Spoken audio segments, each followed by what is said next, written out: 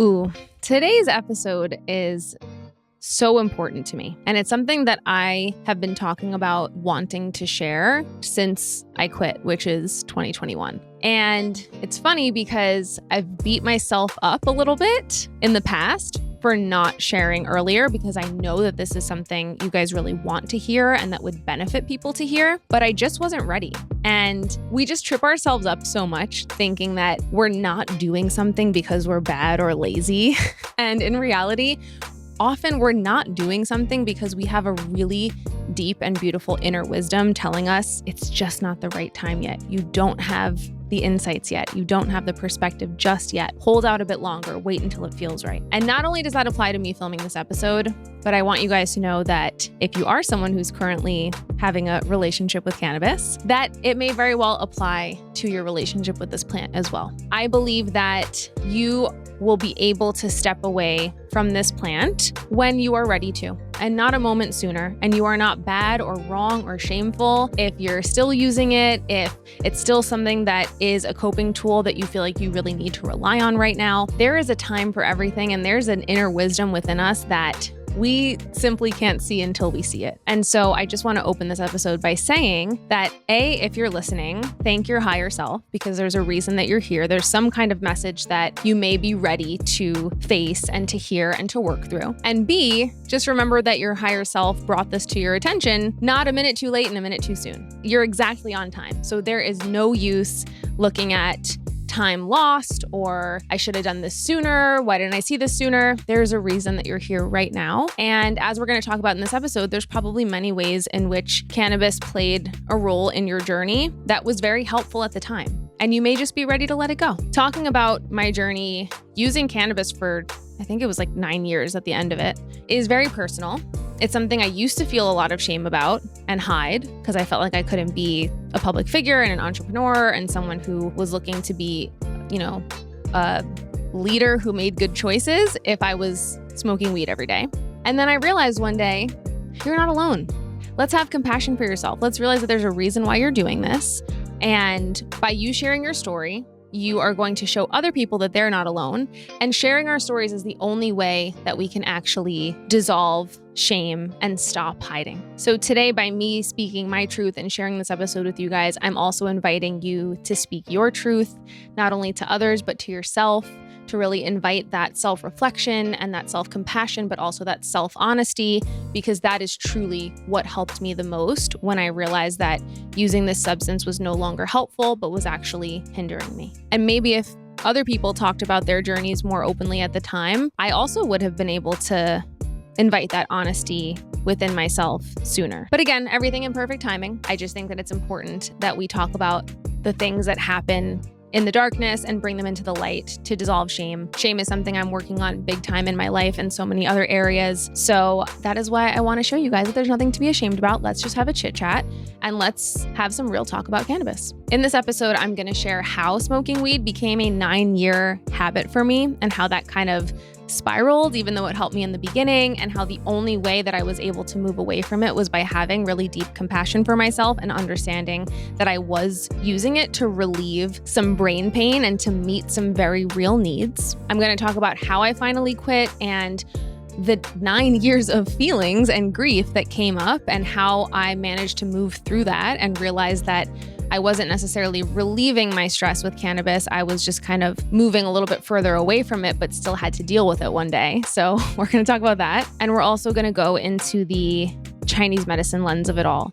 And also just the human lens. Talk about the actual pros, the actual cons, the ways in which this teacher plant is so spiritual and medicinal and shows us that these creative parts of ourselves exist. But also when we look at it from this Chinese medicine lens and from a true spiritual lens, we can see that those parts of us are already there and we don't necessarily need an external plant to access who we truly are because we've been that person all along. So we're going to go into how this plant affects the liver meridian in Chinese medicine, the other organ systems, how it's actually depleting us sometimes more than it's helping us, and how you can support your body in the days that you are finding a new level of homeostasis without cannabis. Because if you've ever tried to quit before, you know that there is a very real withdrawal period for many of us. So I'm going to give you my best tips for how I got through that and just really share my story. I'm going to tell you start to finish, the day I started,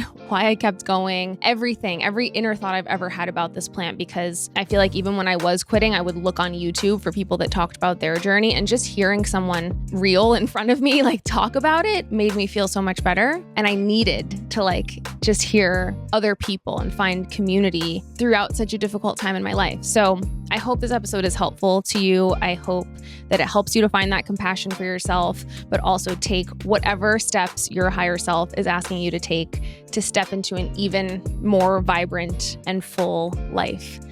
I believe in you. I am so happy that you're here listening, and I'd love to hear what you think. Let's get into it. Let's talk real life, right? I think the best way to move through life is to always be the student and to always be curious. Life will show you either way. It's just how you choose to listen. You can always count on you. You will always have your own back. This is not the last thing you'll create. Play is the process. Sometimes it has to be dramatic. That's the funny part. When your back's up against the wall, you will prevail. You're allowed to grow and change. You're allowed to birth something new. I hope you make your art. How did you start using cannabis? Did you start in high school and you were like, this is great? Or like, where did it start? I tried cannabis in high school, like many others.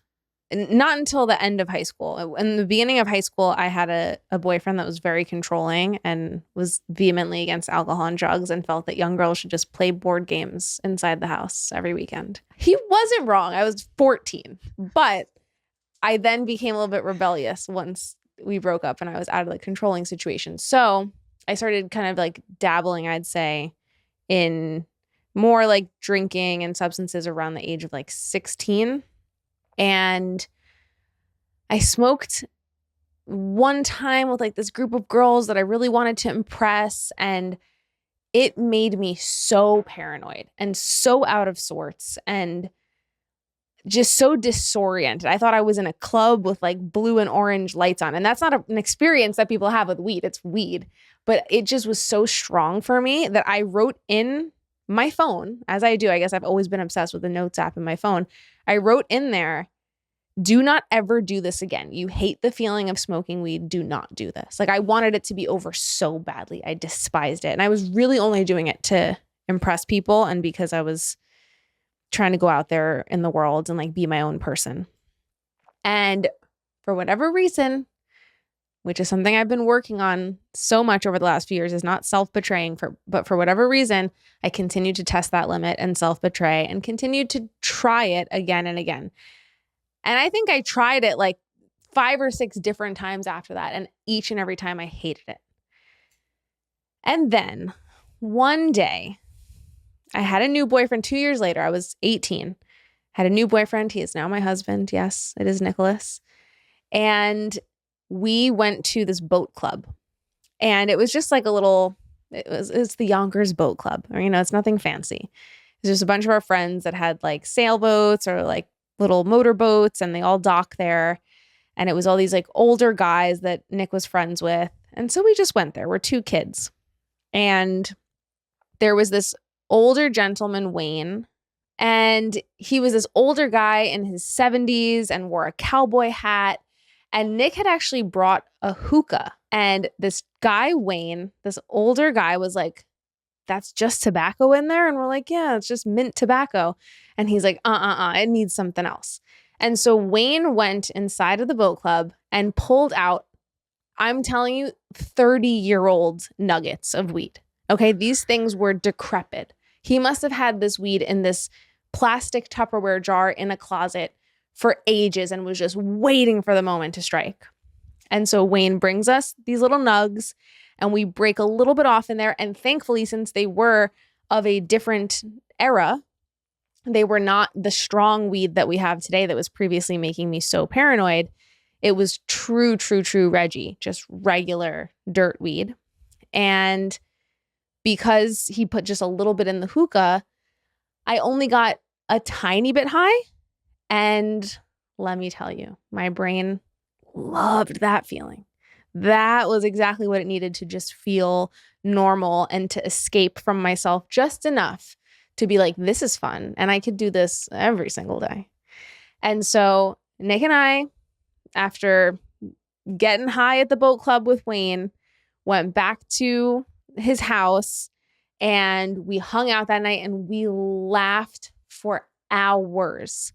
And it was just one of the funniest, best nights I can remember, because when you do first try and enjoy weed, because it is so new to your body and it's lighting up your neurotransmitters in a way that's so foreign, and it's this novel state, especially when you have a brain that loves novelty, it is a very magical experience. And you think that by doing it again, you're going to get that experience back, but it's never going to be exactly the way that it felt that first time. And you will always be chasing that feeling, which turned out to be what happened. That first night was so amazing that I was like, I'm going to do this every single day for the rest of my life. I'm just going to keep doing this tomorrow night and the next night and the next night. And we ended up getting some cannabis from our friend. And sure enough, the next night we sprinkled a little more in the hookah. And then the next night, a little more in the hookah. And we would watch Border Patrol. It's like America's Border Police, where they would like search through people's luggages at the airport and like find illegally smuggled contraband. And we would just be watching that show every night high, like it was the most fascinating piece of modern cinema that we had ever witnessed in our lives. And there was something so magical about it because it just made everything more fun. It just made everything more HD. It made everything more interesting. A regular show was the most interesting show in the world. A lollipop was the most delicious lollipop in the world. We would literally just sit there eating candy, watching Border Patrol. And I guess, whatever, we were 18 and 20. So maybe that's a rite of passage, whatever. You get a little pass, you can do that. But I think I felt so good and loved the break that I got from reality and from my normal, nervous, constantly thinking, constantly overstimulated mind, that I was somewhere in my body. I was like, this feels safe and this is how I'm going to cope from now on. I like need this escape. I almost needed that demarcation in my day where it was like, I went through the whole day and I could get through that whole day because I knew that at night I was going to get my treat. I was going to get my reward, which was completely dissociating and entering a different zone of the world and of my existence where my normal oppressive mind and like the normal rigidity of my thoughts and my inner self voice was not as prevalent or as all encompassing. And it just almost let me like be a kid. I think in a weird way, I mean, it's weird to say this because it's a drug, but in a weird way, it kind of like gave me the childhood that I like felt that I never had, in a sense. It just that's what I remember from those years and those nights. It was like I could just be completely free and I could have the mind of a child, which I don't think I necessarily had the chance to experience when I was a child, because when I was a child, I was an adult and I was worried about everyone else around me. And I was like parenting my parents at times and was a little adult that knew everything and knew the financial problems and the family problems and the marital problems and was like going to fix it for everyone else. And so it was almost in a way, maybe a little bit healing at the time. And perhaps if I had just kept it to the container of that time and like a short experience, it could have been really healing. But it gave me this sensation and this experience of what a child's mind must be like when you just don't have a care in the world and you get to exist somewhere else where all of life's responsibilities just don't exist for a moment. And there was some kind of respite and reprieve in that. And it was, of course, I became habitually dependent on it because I just wanted that feeling all the time. I can't be so on my high horse and so wise about it now that I can totally try to pretend like there weren't certain benefits and like certain positives that, thinking back, I gleaned from this experience and from this teacher plant, because I will say that it did open my mind. When you kind of see the classic tropes of the hippie who, is always smoking and against the government. And they're like, this is what the government doesn't want you to know. This plant opens your third eye. Like, alcohol doesn't do this. That's why they make this illegal, and alcohol is legal because that keeps you asleep. Like, there is that trope of the hippie who's like that. And there's like some truth to it. And I do believe that perhaps part of why I even started OO is because of the way that being a weed smoking hippie initially opened my eyes and my mind to the pitfalls of ultimate authority and certainly the authority that is the US government at times and all of its shortcomings and potential for corruption. I did start to think differently about some of the, not brainwashing that can happen in our culture, but the rigidity of like, you can't really question anything. And this is just how things are done. And the government always has our best interests at heart. And the FDA is great. And GMOs are really good for you. Like, all of those things started to become more clear that there was a gray area and there was room to question. And I became a bit disillusioned with how things were.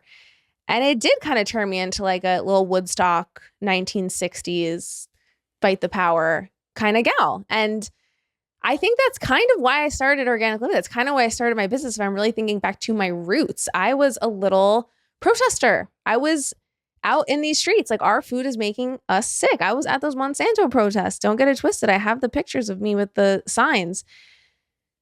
I really started to learn more about our food supply. And at the time, when I first started smoking, I actually studied abroad and went to London. While I was there, I noticed how much better the food made me feel. And I was already on this journey of trying to uncover the root of all my health issues. And I wanted to understand why I had such severe digestive issues and IBS and why I wasn't getting answers from the conventional medical system. I was in school for this. I had already been digging into answers, starting to look into alternative medicine. And I do think this plant played a role in opening my mind a little bit. And when I came back from Europe from studying abroad in London, which was part of Europe at the time, I was determined to figure out why my stomach did not hurt when I was eating the food over there and why my stomach was in shambles when I was at home. I got high one night and watched this documentary called Genetic Roulette and learned all about genetically modified crops and Monsanto and how one of the head lawyers for Monsanto somehow became one of the heads of the FDA. And how there's like this revolving door in the government, and people that sit in these high positions and all of these corporations somehow sit in these high positions in government as well and exchange hands and exchange money and profit. And I was like, oh my goodness, there's something that the American people need to know. So as my 1960s Woodstock hippie previous self, I did go as far as printing flyers about genetically modified crops and stapling them to posts around my neighborhood. Just want you to know that. And I think all of that culminated to me being like, I gotta put this on my blog. And I had already started a blog again because I was digging into my health issues in the first place and wanted to catalog my journey. And here's what's working for me. Here's what isn't. Here's what I'm learning about nutrition and changing my diet and exercise. I had already started my blog and Instagram at this point. And when I came back from studying abroad, one of my friends who I studied with was like, you need to continue that blog. Like, I saw that you haven't been posting and you need to keep posting. And once I watched that documentary, super stoned, I was like, we're going to really fight the power now. And I started writing articles about genetically modified foods and corruption and like really got my start in that way, kind of a mix of questioning what we've been told and wanting to educate people and share my story. So maybe a little bit of the plant inspired me to start OO. And I think maybe for me, I was meant to meet this plant and have this relationship with this plant in order to help me think a little bit differently and open my mind. But there certainly became a time when it was a crutch for me and I over relied on it. And because it almost gave me this gall, the word gall, right? Gallbladder, liver. It actually comes from this idea that it's like you get this kind of chutzpah from your gallbladder, your liver yang. You get this sort of blind confidence or ability to execute, or this kind of like aggressiveness and ability to take action from that organ system, at least in Chinese medicine, that's how it goes. And so I think initially it almost gave me a little bit more chutzpah, a little bit more confidence in, putting my voice out there and being a little bit more open in the things that I was saying and sharing. Even when I would normally be more timid and afraid to. And so I think I started to rely on it to help me continue doing my work in the world and starting my blog and my business and all the things when I didn't really need to. And over time, it was like I didn't know any other way. So I just kept living my life that way, where I would try to get my work done during the day and would have a lot of fear doing that because I was like putting myself out there in the world and doing all these scary things. And then I could only really do those things because I knew at the end of the day I would get some relief from it and I'd be able to smoke and de-stress from all the stuff that I just did. And that dissociative aspect of it really helped me to dissociate from some of these like very real inner demons that I was fighting, like these very real inner dynamics that I had always struggled with my whole life around my self-worth that related to like fears of putting myself out there and starting this big business. And it allowed me to like distance myself from them and not feel so oppressed by my own fears and shame. And so I kind of just like used it as a launching pad and then used it to function. And yeah, I ended up building my whole business and running my business for many years. Like, I guess I don't even know how long, maybe like 10 years, while I was smoking, or maybe like 8 or 9 years. So I did end up, building my business and running my business for maybe like 8 or 9 years with cannabis as a really consistent part of my day and my life. And I believe that I would have been better off stopping it at a certain point and not continuing to use it as a crutch, and actually learning how to face the life I was creating and like the risks I was taking and the thing that I was building without it. Because I think that even as I started to build this wonderful business and, have a real mission and purpose in the world that I was trying to achieve, that's a big thing. And so that thing was growing in my life.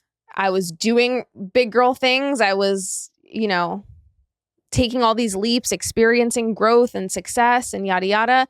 And yet emotionally, I almost wasn't able to keep up with it because I believe my emotional maturity was kind of stuck around the time that I started using it. It was like it couldn't catch up. And I've heard this from therapists of mine and mentors that when someone starts using a substance really consistently in a dependent type of way, they sort of get stuck at the emotional age that they started using it.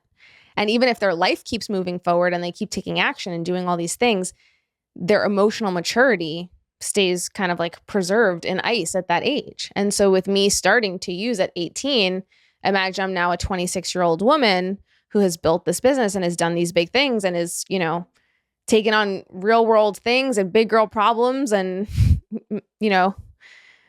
having to hire people and write job descriptions and do really scary, leapy things in life.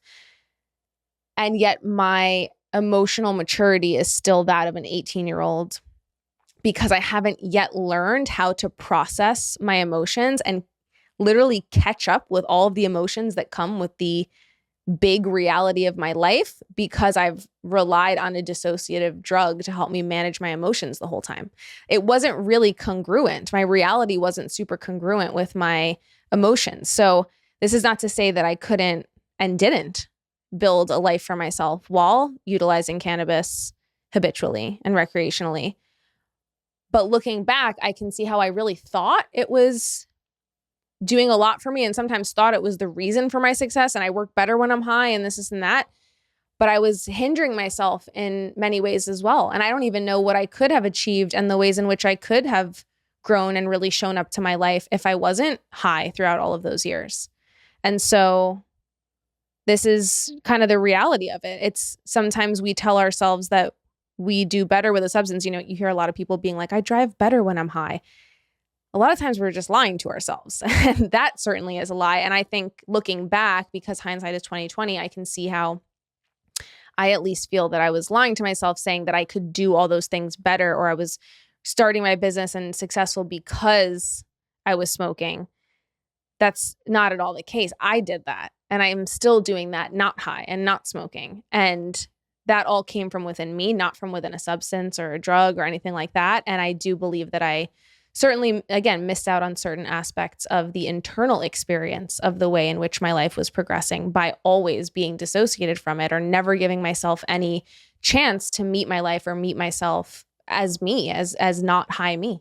Each day I was working towards a goal. I was trying to move forward each day and be productive every day and continue this thing that I started and do a good job every day. And that was always a big driving force in my life. I was always very career driven and productivity driven from a young age.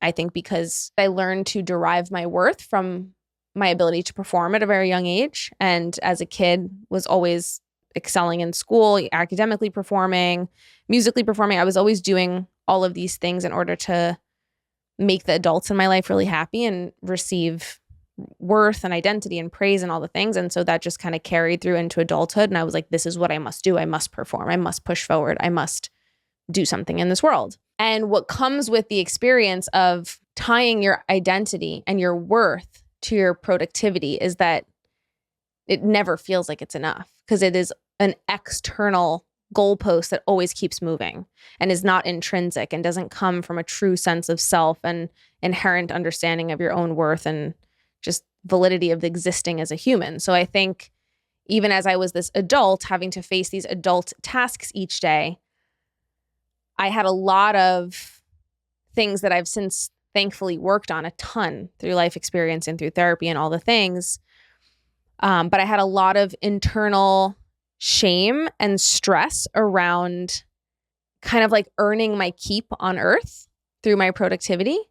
I think that looking back, that's the best way I can encompass that feeling of the internal stress and pressure I put on myself each day, where if I wasn't productive enough and if I wasn't hitting some imaginary goal and performing and I needed a day of rest or whatever, like wasn't at my best, or even if I was at my best, I would still judge myself so harshly that I felt like I wasn't worth living on this earth in a way. And so time itself, because I was so obsessed with exchanging my time for productivity and using my time to produce, using my time to, be successful or earn this keep, earn this worth, time always felt really oppressive to me. And I would use time sort of, or this concept of time as a way to punish myself. And from, every day, especially being an entrepreneur where no one else is making your schedule for you, you're making your own schedule. It's up to you to use that time wisely. Nobody is your timekeeper. Nobody is your warden. You have to, kind of be your own disciplinarian, which was not the best thing for my brain. I didn't have the external structure. Looking back, I probably would have been better suited to having a little bit more structure in my life and stability and expectation of what I was supposed to do. But I chose a really tough path, and I'm ultimately glad I chose it. I chose an abstract path, which molded me. But I think because I would use time as a suppressive force, I would wake up and be like, all right, it's 8:00. You gotta start working. You gotta move yourself forward today. You gotta, don't lose everything you just built. It could go away tomorrow. You still haven't proved your worth yet until you keep this up. It was never enough when you are looking for your worth externally and have internal self-esteem, self-worth issues, or from a young age we're conditioned to believe that your worth came through your performance and productivity, and your doing instead of your being. That's a real big wound, and that's going to show up in your days and in your psyche. And so each day, 8:00 to let's say 4:00, that was my mind's hours of when I should be diligently doing everything right to move myself forward. And if I didn't judge that I was productive enough during those hours, and again, no matter what I did during those hours, it was never enough anyway, I would just beat myself up. Like a lot of my life consisted of just beating myself up. And again, you can say maybe that moved me forward. And maybe that was a coping mechanism that at the time served me. But there comes a time where the coping mechanisms that get us from A to B are not going to be the coping mechanisms that get us from B to Z. So I was just kind of stuck in that cycle and relying on that. Again, that younger version of me's coping mechanism, that 18-year-old version of me's coping mechanism of like, I don't trust myself because I'm still so young. So I got to beat myself up to move myself forward. You're not doing enough. Keep going. I was just being my own internal warden. And so living in my own mind was really exhausting to me each day. It was tough. I think a lot of people have that experience. I think a lot of people are their own, worst nightmare internally. A lot of us, it's not even external pressures that are getting us or external expectations and deadlines. It's our own pressure and our own value judgment of ourselves that trips us up. And so again, with that whole cannabis being that escape to like just have a break, to be a child at the end of the day, to have a childhood at the end of the day, to access my inner child that I was totally ignoring, that I totally see now, I was shoving to the side so that I could be a productive adult or like manage myself. Cannabis was my only escape to experience my inner child. And I felt like it not only dissociated me from the shame of my own existence and never enough productivity, but it also dissociated me from the concept of time itself and how oppressive time felt for me. And so, 8 to 4, it was like, these are the hours that I beat myself up. That's just what I do. And yeah, I probably do move myself forward each day, but I'm still going to beat myself up for it. And then 5 o'clock each day, that's when I get to smoke. And that's when I get to earn my break, I guess, from that internal mindset, that internal relationship with myself, that internal tape that I'm playing, that internal part of me that I'm letting run the show, that I'm letting beat me up. And I got to just quiet that voice. It was just the one thing that took me away from that and that gave me a break and gave me some reprieve from time itself. It felt like time didn't exist. And I just got to be a silly kid and hang out with myself. And in many ways, because I didn't have a great relationship with myself, it was like the only time that I liked myself and that I just got to exist without like this person in my head that was so mean to me. And that, later I did so much work in therapy and I learned that voice in my head was not my voice. That was my mom's voice. And my therapist did a lot of work with me around that and around voices. It's like sometimes that person that's being so mean to you, you can stop and identify that voice and identify what they're saying and write it down and be like, who does that actually sound like? And you realize it doesn't sound like you at all. It's just kind of what you heard your mother say to herself or what you heard your mother say to you or whatever. And we're just carrying on someone else's voice. I finally understood that years later. But at that time, I was just at the consciousness of using cannabis as a tool to escape from that voice, not to understand it or to transmute it or to have compassion for it and tell it I didn't need it anymore. All of that came later when I was able to make a lot more progress in therapy because I wasn't high all the time. So not to say you can't make progress in therapy when you are smoking. Again, I had many years of therapy during the years I used cannabis, and I definitely made some progress, but I don't know if I could really put it into action until I stopped. Like my life got exponentially better when I stopped, and I was able to follow through on a lot more when I stopped. So again, it's like you can have the learnings. It's the action knowing gap. You can consciously learn things and intake information, but whether or not you can apply that information, I think relates a lot to your level of emotional maturity. And I think I was a bit stunted there because of the habitual use, my habitual reliance on this plant. It's not like the plant itself is trapping you at that age, but it's the fact that you are relying on it and almost preventing your own maturity and your own growth by not having to really face a lot of those emotions that you're numbing head on. Like so many people, I tried to quit a million times. I was kind of forced into withdrawals, times that I would go on vacation, again, to Europe or somewhere where it wasn't readily available or safe to procure. And every time you go into that withdrawal on vacation, you're like, this really sucks. And I hate that all these dreams are coming back and I'm so uncomfortable and agitated and all the things. And I have no appetite and I can't sleep. And I can't wait till I can go back home and smoke so that I don't have to feel this anymore. And it becomes such a part of you that it's just unconscious. It's just this thing you do, especially when it's normalized among your friend groups and your neighborhoods. Like that was just kind of like it's like a big part of the culture in New York, especially in more urban areas. I don't live in the city, but I was raised in Yonkers, like right outside the Bronx. So it was very normal. It just was this thing that no matter where I went, it just kind of followed me. And it would just always be that end of the day ritual. And then at the end of 2021, we unexpectedly got our dog Banks. And I swear to you, dogs are so powerful. Animals are so powerful. I really believe he's my soul dog. And I think that soul dogs come into our lives to shake things up and teach us many, many lessons. And I would not have quit actually if it were not for him. And I'll tell you why. Because we got him at the end of 2021, literally showed up at our doorstep. He was supposed to be someone else's dog. They couldn't take him. And so we're like, sure, absolutely. We'll take this sweet baby in. And then in January of 2022, literally like a month later, because we essentially got him December 1st, basically. So a month later, at the beginning of January, I was supposed to go with Nick to California for a very long work trip, like my longest one yet. It was, I think, like 17 or 18 days. So I was going to be away from home for a while. And we had already had this work trip planned.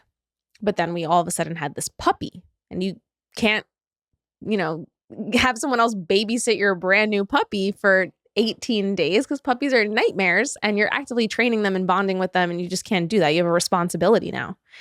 And so usually Nick would have come on this work trip. And we would have, again, it was in California. So we would have stayed at an Airbnb. We would have gone to a dispensary. We would have just worked and continued this habit. And your habits absolutely do rub off on the people around you and vice versa. Their habits rub off on you. And so Nick and I always smoked together for a really long time. And I think it was much more my habit than his. But it's when you're in a relationship with someone that smokes, it's just a lot easier if you both do it. And any of my people out there who get it, get it. A lot of the questions that I actually got in my Instagram question box surrounding the cannabis episode were like, what do you do when you want to stop but your partner doesn't? It's a tough thing because it's any substance use, I think, like any habitual use at least what I've seen in my life. I'll say it this way. What I've observed in my own life is that when there is habitual substance use, it is a symptom of a greater pattern of over-reliance on external things in general, which often also means over-reliance on relationships or people, which to me translates to, my broader definition of how I use the word codependency. And so I do think that habitual substance use can be a bit of a sign of, or like a wake-up call to examine your life and see if there's also codependency in your relationships, because you're kind of codependent with this substance. You're needing it in order to make it through and yada, yada. Just like you might also need a person and all of these things. They can get sticky. And so very often people use substance together because it's like, you're enabling each other. You're supporting a habit. It's part of the codependent sticky dampness picture. And so I totally get you guys who entered that thing into the question box. It can be really hard when you're trying to stop using a substance and someone else doesn't want to stop, especially if it's something as benign and recreational and legalized as cannabis. A habitual dependence on something is a serious thing. And when one party stops it, it can make the other party look in the mirror. It can disrupt a relationship. It can affect the way you guys bond. You may realize that you were bonding because of the substance and maybe you don't bond over other things anymore. Like it's a really tough can of worms to open. Very luckily, Nick and I have had such a strong friendship and foundation even before we started smoking together.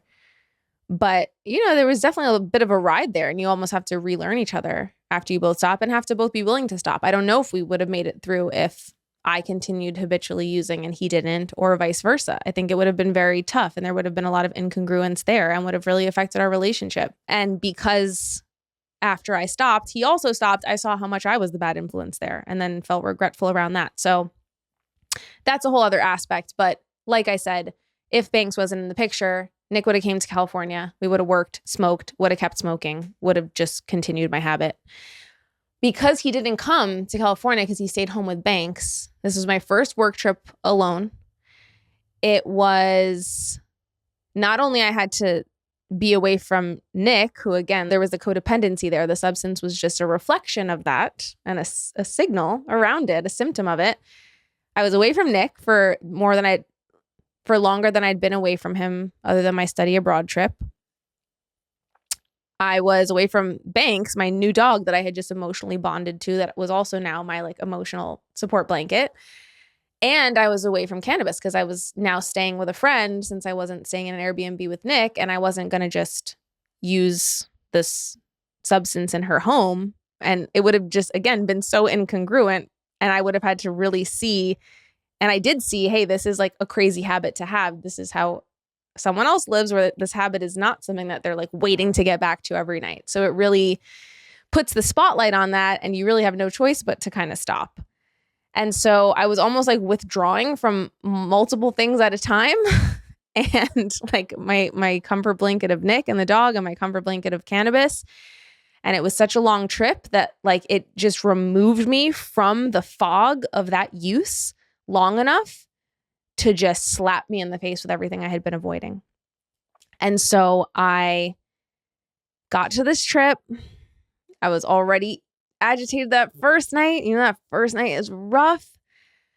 I was unwell, barely slept that night. The next morning, I'm puffy. I'm like withdrawing. And again, they say that you don't have physical withdrawals, but more and more science is coming out around it. There is certainly at least a psychological and perhaps like a psychosomatic withdrawal that happens. And everybody knows that there's withdrawal symptoms. So, I was like deep in the agitation, the irritation, the frustration. It was super emotional. And because I just knew I wasn't going to get this substance, I don't know if there was permission for my body to feel all these things all at once, but all of a sudden I just started hysterically crying.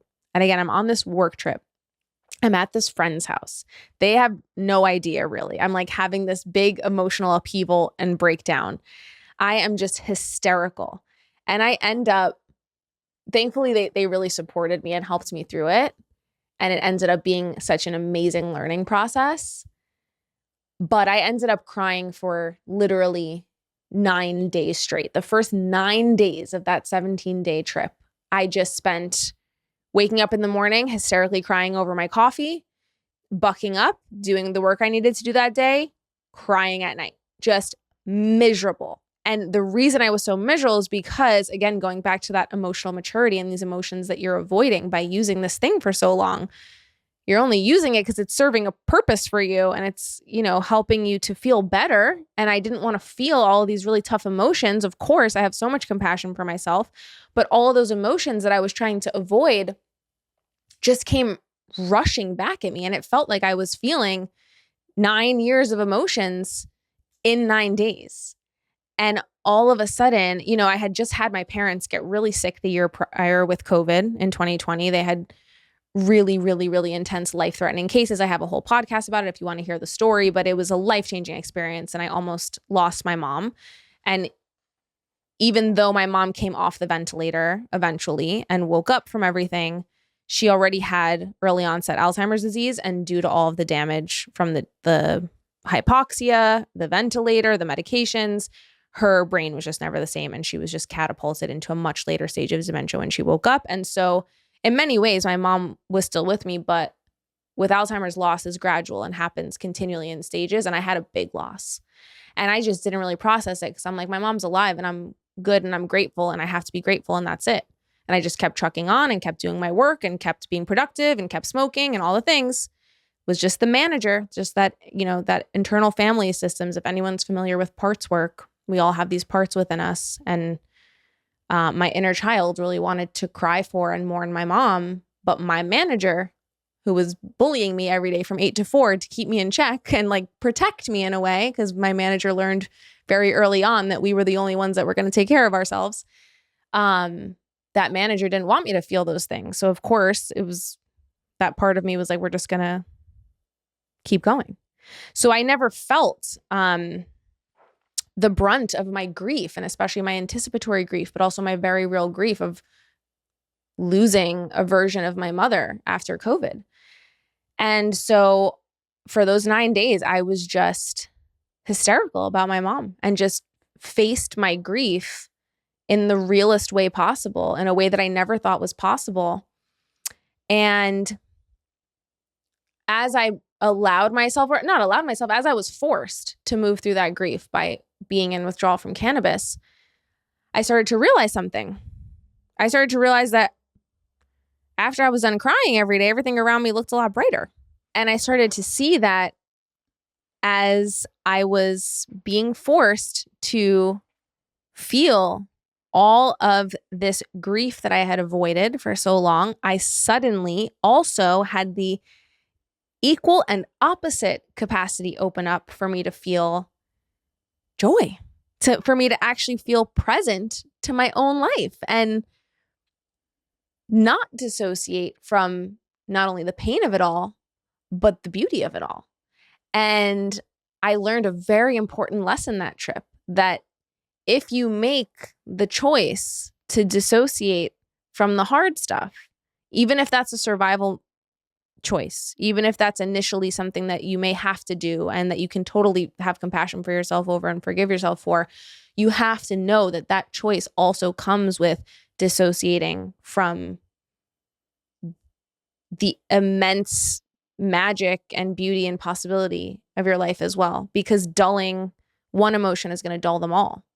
And living in a dulled state, while it may be the only way to make it through sometimes, or like the way that we see fit to make it through when we have a history of trauma, or when we are really mean to ourselves in our head, and when we have all of this mental health stuff going on that we don't always have the tools to know how to deal with, especially at a young age, we can just get stuck in thinking that that is the way to cope. But we don't realize that there's a huge trade-off there. And that was the lesson that I learned that trip, that I was actually making a deal, I was actually making a trade-off.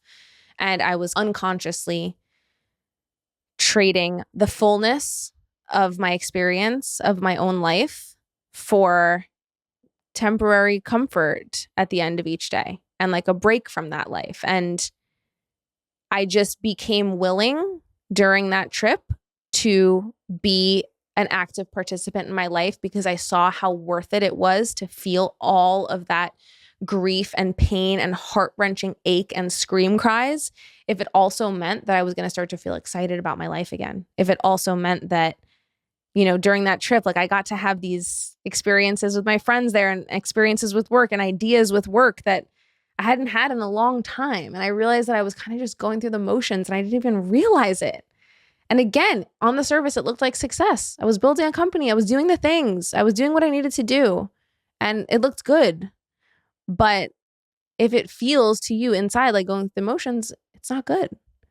And while I was on that trip, like I thought of this scavenger hunt idea to leave our new formulas around town and like meet with our community and all these things. And it just so happened that at that same time, I was launching this heart opening line. So as I was going through all of this grief and like making this decision to face it head on, I also had these like wonderful rose-based heart opening herbal formulas to help me cry even more. So maybe that's also why I cried for 9 days. It was just like this divine thing. And I'm so grateful that I had herbs to support me through that time as well. And I even got emotional about that and felt like, oh my God, this all makes so much sense. Like, of course, this was the time I was ready to leave cannabis behind. I started working with these heart opening herbs and started making the conscious choice to be willing to meet myself and willing to experience more of my emotions. And it just totally went with the theme of our launch. So it was nice. I was like drinking our heart opening tea and our flowers for my love tincture. And it was, you know, life is magical in that way. I've always been able to see the magic and the meaning in my life. And I was able to see it even more when I chose to be fully open to it. And so, yeah, I needed to feel all that grief. I really was keeping all inside and it was making me unwell. And by feeling that grief and not having cannabis to hide from it at the end of the day, I was able to let my dad know that I was really sad about things. I was able to talk to him more about it. I was able to mirror and make space for his grief by owning my own, because that's just kind of how my family is. We just are Italian and we're like, emotions? What? That doesn't exist here. So it opened a way not only for me, but for everyone else around me. And I just decided that I was going to have the courage to keep this up. I made a choice to be courageous on that trip. I said, this is an opportunity. I have this many days away from cannabis where I'm out of my routine and I'm in a new neural pathway where I'm not in a place where I would normally smoke. So it's so much easier for me to stop this habit. And again, I'm not going to smoke at my friend's house. So I'm going to use this experience. I'm going to solidify it. I'm going to stick to it. I'm going to make sure that I really am real with myself at this time and that I make this commitment to myself to stay courageously open to the pain, even when I go home, and to not go back to this habit because I want to feel. I want to be a participant to my life. I want to be a witness to my own emotions. I want to have a relationship with myself. And I didn't understand that I actually couldn't really truly have the relationship with myself that I wanted, at least, or a relationship with myself, if I was hiding from myself every day, if I was changing myself, changing my internal state with a drug. And I mean, this sounds kind of, if you're listening to this and you've never been dependent on cannabis, like that's going to be like, duh.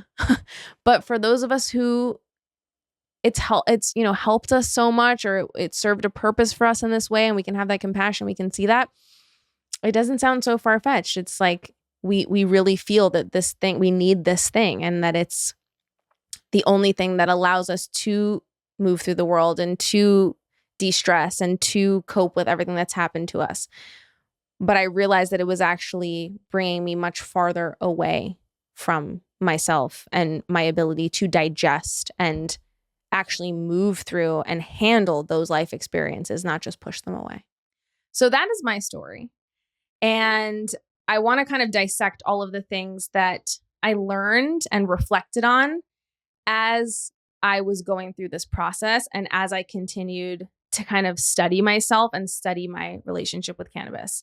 And the first thing that I want to say to you guys listening, to my fellow very obsessive, curious, interested, addictive personality people out there, is that just remember that your addictive personality may be part of your gift. And this is something that we've talked about on the podcast before with guests like Dr. Anna Lemke, who is an expert in addiction and our dopamine levels. Part of this addictive personality archetype that you may realize fits who you are is a superpower. And this superpower is being able to go all in on something and be totally obsessed with it. Because when you're all in on smoking weed, like, you're going to do whatever you need to do to get that and to engage in that habit and to make that like such a big part of your life. And we get real creative with the ways that we ensure that we have this thing. And so this obsession is kind of part of your gift. And so when you realize that your obsessed, addictive, interested brain can be put towards something else, can be put towards mastering a craft or a really positive outlet, you can really channel that energy towards something a lot healthier than the substance. And Dr. Anna Lemke put it like this. She had this one quote from the Rich Roll podcast that I'll never forget, that I have written down on my phone, that I look back on all the time whenever I'm struggling. And she said that life for humans has always been hard, but I think that now it's harder in unprecedented ways because it's actually really boring. The reason why is that all of our survival needs are met, and we don't really have anything that we have to do. So we're all forced to make stuff up, whether it's being a scientist, doctor, Olympic athlete, climbing Mount Everest. We kind of need to set these abstract goals for our brains. And she says that us humans vary in our need for friction. And some people need a lot more friction than others. And if they don't have it, they're really very unhappy. I do think that a lot of the people I see with addiction and other forms of mental illness are just people who need more friction. They're unhappy, not because there's something wrong with their brain, but because their brains aren't suited to this world. And that just made me feel so much better about not being broken and not having something wrong with me when it comes to like, why does my brain get so satisfied by any kind of substance that changes it or entertains it? And why do I get so fixated on these things? I think that many of us who have experiences with addiction in different forms have really gifted brains. And I think it's okay to own that. And I think the more that you own that, and the more that you own that your voracious need for novelty and stimulation and creativity and learning and outlets and entertainment is a gift rather than a curse, the more you can start to own that identity. You're not someone who needs to smoke weed every day. You are someone who needs a high level of stimulation every day. You're someone who needs to have so much baked into your day or your structure, or take your creative pursuits so seriously that when you come home from work, you're not actually just like laying on the couch and smoking and watching something. You are taking your art really seriously and working on an oil painting, or working on writing a song, or working on learning a new skill, or becoming obsessed with quantum physics. I think some of it is about letting yourself be obsessed and letting yourself be a human who needs a lot of friction and challenge and stimulation, and understanding what that looks like for you and giving yourself the permission to live that way. Because I feel like a lot of times we think that's a flaw, or we want to distract ourselves from it, or we do get distracted from it. We get distracted from our gifts in so many different ways, whether it's from substance use because it's giving our brains that friction or entertainment that they want in an easy way, or we get distracted by like a man or a relationship, or does this person like me, or do I fit in, instead of being like, no, I have some kind of strange gift or talent that I need to master and express in this world. I'm going to be so obsessed with that and go towards it. So it's just kind of reframing from I'm an addict or I'm an addictive personality to I have a high friction needing brain, and I need to take my creative and intellectual pursuits very seriously because I have some real shit to do in this world. So that's just a reframe I want to share with you before we get into maybe some of the more real and like negative parts of cannabis, because again, I don't want to go into this with shame. So now that that's said, if you're ready to start examining your relationship with cannabis, and if you're ready to really be honest with yourself, I think we have to start with compassion, and we have to acknowledge why we may have a relationship with this coping tool.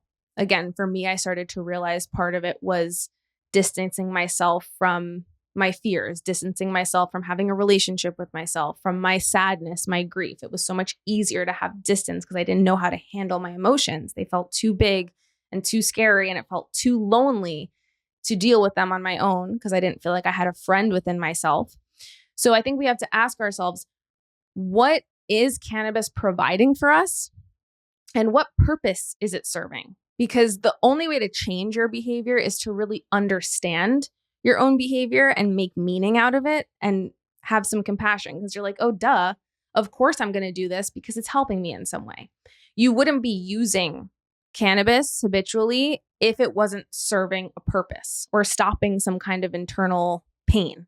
And again, in that sense, you're probably very creative and gifted because you found a solution and you decided to use it to help yourself in a certain way. But maybe now we're ready to go beyond that, and we're ready to cope in a different way.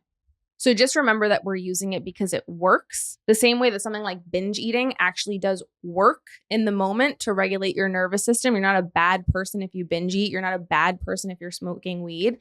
You are just a person who has found something that is working to create some space between you and some difficult emotions, or regulate your nervous system when you don't have the tools to regulate them.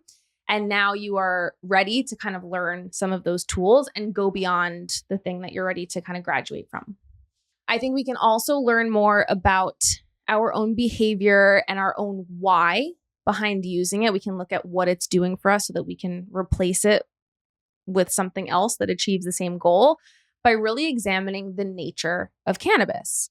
So if you really think about what is the magic of this substance, like why did your brain choose this substance over something like alcohol or cocaine or Adderall? Like, why is it that cannabis, if you're listening to this and this is relevant to you, tickles your brain in that exact way?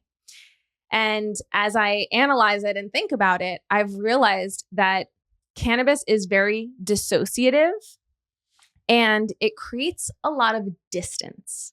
So this distance can kind of be maladaptive in one way, but again, beneficial in the short term in another way.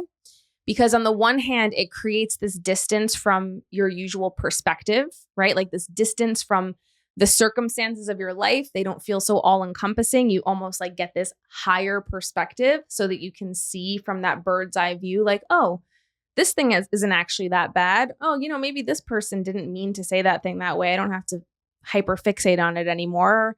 I can maybe forgive this person. It gives you this perspective because of the distance. And then in another way, like I mentioned in my personal story, it creates distance between you and some really difficult emotions. It just kind of puts things over there and gives you something else to do and kind of like entertains you in a way where you don't have to face the difficult emotions so much. So for me, one of the things that I did when I stopped and when I was working on really staying away from cannabis is that I started to journal and reflect about what am I distancing myself from? What is cannabis giving me a break from? So I wrote a lot about my grief. I wrote a lot about my sadness, but I also realized that cannabis was giving me this distance and this reprieve from a certain type of like self-loathing, a certain type of shame that I always felt my whole life, kind of like an I don't deserve to be here type sadness. And I think that if that resonates with you, if you're someone who also has felt like shame is a very loud and prominent emotion in your inner world, and you've always kind of felt a little bit of a self-hatred or like a dislike for yourself, which I think is so common for so many of us after traumatic childhoods, whatever it is, I think it's okay to acknowledge that it can be really exhausting to live within that shame and to live in this eternal state of not being your own friend. I mean, how exhausting is that to go through life almost like thinking of yourself and then like the self that's talking to you, right? Like in your head, you're talking to yourself and you're also accepting it and hearing it. And so you're thinking of these like two people, let's say, and one of them like hates the other person. And so you're constantly having to deal with the pushback and the vitriol and the shame from this voice in your head, which is you. And you never get a break from this person who really doesn't like you all that much. And I think that's really exhausting. And so sometimes it felt like smoking was the only way to create distance from myself, where I could just enjoy my own company without feeling like it was me, like the person that I hated. When I would use cannabis, I could just kind of see myself differently, see myself far away enough to kind of enjoy myself a little bit. And that was the only time I felt like I could actually hang out with myself. I didn't know how to hang out with myself when I wasn't high. It was like everything felt boring or really tense because I was with a person that didn't like me. And so I think it creates just enough distance between you and yourself where you can be less judgmental and hateful towards yourself. And so that I realized was my deepest work. That was the thing I really had to hack. And the times when I would sit there like during my recovery and I would be like, I really want to smoke right now. It was times when I was feeling lonely. It was times when I was feeling like I didn't have myself to hang out with, when I didn't feel like I could draw with myself or listen to music with myself or read a book with myself, and that my own company was enough. So I felt almost like this loneliness, this boredom that I wanted to fill with that distance. And again, substances in general, it's like your nervous system is just searching for safety. For whatever reason, cannabis fit that lock and key of safety for you. So maybe the distance from yourself feels safe. Maybe the distance from boredom and your need for friction feels safe. The distance from your really difficult emotions feels safe. So just constantly having that compassion. Now, because it's dissociative, again, I think it has its pros and cons. And when I put my Instagram question box up and I asked you guys what you wanted to hear about cannabis, a lot of you wanted to talk about the pros. Like, oh, but it helps me so much with this. And again, I feel so creative when I use it. And it really helps with my stress. And so I never want to deny those pros because sure, cannabis will help to, again, create distance between you and stressful life conditions. But is that then giving you a chance to become stronger and tougher in the face of those stressful life conditions by having to face them or change them or say a no or quit a job and find something different or leave a friendship or a relationship that's stressing you out? Not really. It can definitely help to relieve that stress temporarily and in the moment, but it's actually allowing you to put off making the change that would ultimately truly relieve and change those conditions. So this dissociative nature, sure, it's beneficial, right? It's like this anti-inflammatory thing for your nervous system. We have these endocannabinoid systems, and the CBDs and the THC help us be calm and relax.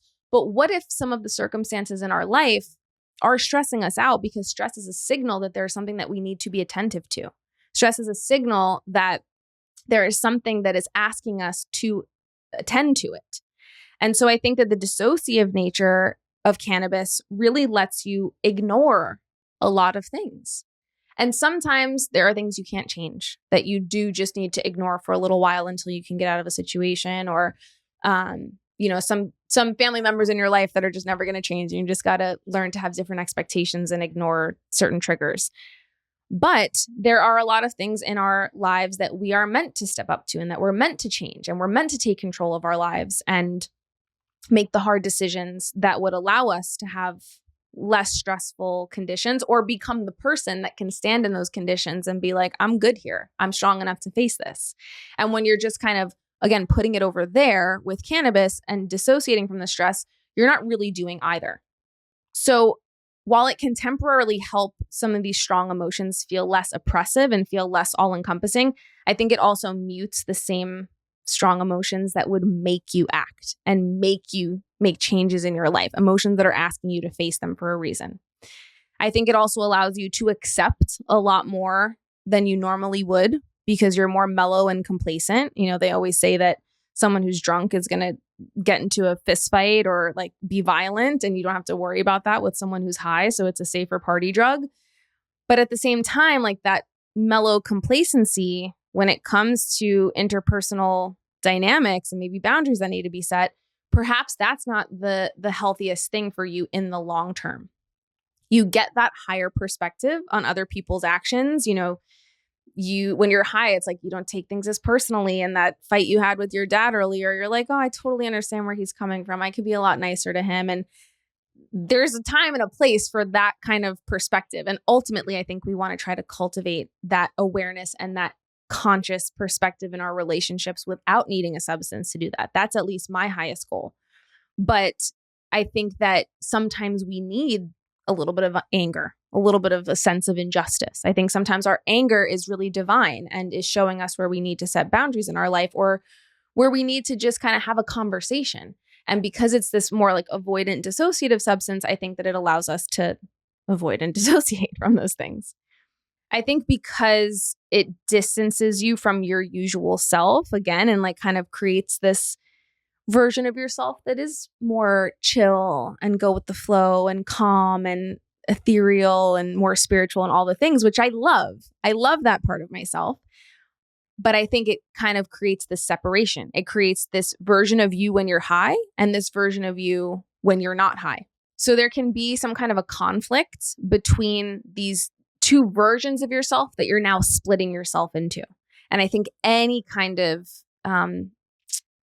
vice, or especially when it's a substance, especially when it's a drug that's changing your state and putting you into a different state of being, I think that will always split you into these two different people. And I think that disintegration, that splitting of your personhood can be really unhealthy and create a lot of internal conflict because, you, when you're high, might take a risk that you normally wouldn't take. And for me, at least, I remember when I was first posting on Instagram and doing all these things, when I was high, I would probably like post something that was a little bit more out there, a little bit more creative, and take a little bit more of a risk when I was posting. And so it probably helped me to post a lot of things that I normally wouldn't, because my usual self, my not high self, would have been too rigid and afraid to put that thing out there. But then as soon as the high wore off and I woke up the next day, I was like second guessing that girl who posted that thing. Even if it did well, or even whatever the outcome was, I still was like, oh my God, like me when I'm high did that. And so I didn't feel like this whole integrated person. I didn't feel like I was making decisions from a true place inside of me. And again, I can't say it's bad or good or right or wrong. Was it right that helps me to post things? Was it, I don't know. Am I glad that it happened? I guess. But looking back, I would have much rather been able to share those things from an integrated version of me who could really accept that, like, hey, this is me and I'm going to put that out there from a place where I didn't have to be high to do it. And then lastly, on the topic of distance, because you get this distance from your difficult emotions, again, and like so much of what you guys said about why you like the substance is because it helps you with stress. Of course, you temporarily get to experience this downshifting of your nervous system because of the cannabinoids, because of all of these different processes, right? And for some people, that doesn't happen. For some people, things switch and you start to become really paranoid and it actually doesn't help you relax. But let's say right now, at this time in your life, it's serving you in that sense where even if you're anxious, at least you're anxious about being anxious, or you're anxious about being high and you're not anxious about the things in your life. At least you get some kind of break from the stressors in your life. I think that what changed things for me was realizing that me dealing with stress and my nervous system being in fight or flight by smoking wasn't actually me dealing with stress. It was me smoking. And so was it actually a sustainable way in order to become a calmer, happier, more okay person inside if I really needed something outside of me to be that? I don't know what came over me. I just had this part of me that wanted me to be okay on my own, that wanted to fight for me to be that idealized version of myself that was chill when I was high without needing to be high. Because I think once you get dependent on this substance or this habit in order to relax, you then start to rely on it to relax. And when you don't have it, it's not pretty. When I didn't have it, I couldn't relax. I couldn't feel good at the end of the day. I didn't know how to wind down on my own. I didn't know how to nourish myself without it. I wasn't forced to like sit there and breathe or journal or do like the hard work, meditate or talk to a friend or, maybe go to a community class, like a community breathwork class or something that would have been really positive and connective to help me deal with that stress. And instead, I was just relying on weed, and it was just mostly me and the weed, or like me and my boyfriend and the weed. And it was actually really isolating. It was isolating me more away from people and away from tools that could have actually helped me deal with the stress, because this one thing was so, quote, effective, at least to begin with. And then that one thing was bringing me so much pleasure, and I was so used to having it that now I couldn't be without it. And the more I looked at it that way and the more that I saw the reality of it, the more I couldn't lie to myself and say that this is a stress relieving substance. It can come to this point where you guys know if you try to stop these emotions that you've distanced yourself from to avoid the stress or to reduce the stress can just come rushing in, because those things didn't go away. Those circumstances in your life didn't go away. That sadness that you need to feel didn't go away. You just smoked. And so it was easier to live in this body with that sadness when that sadness is a little bit further over there.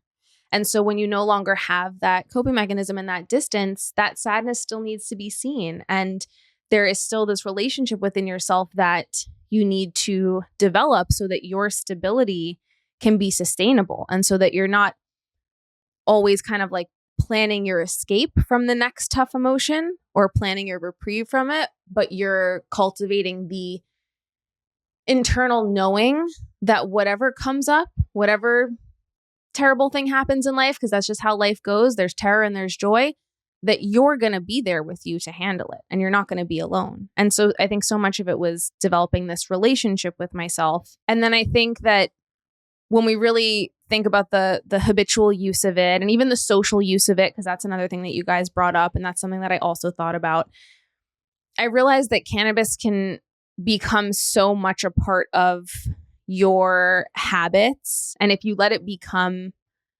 the thing in your life and the thing that you socialize around, you'll realize that your friendships and the people that you hang around end up really being centered around cannabis. And so I sort of had to ask myself, are these connections that I've built around my habit, or are they genuine connections? Because when I was smoking every night, I certainly wouldn't say yes to as many social engagements, or I wouldn't even kind of like reach out to try to make new friends with people who didn't necessarily smoke, because that didn't feel safe to me and that didn't support this habit that I had.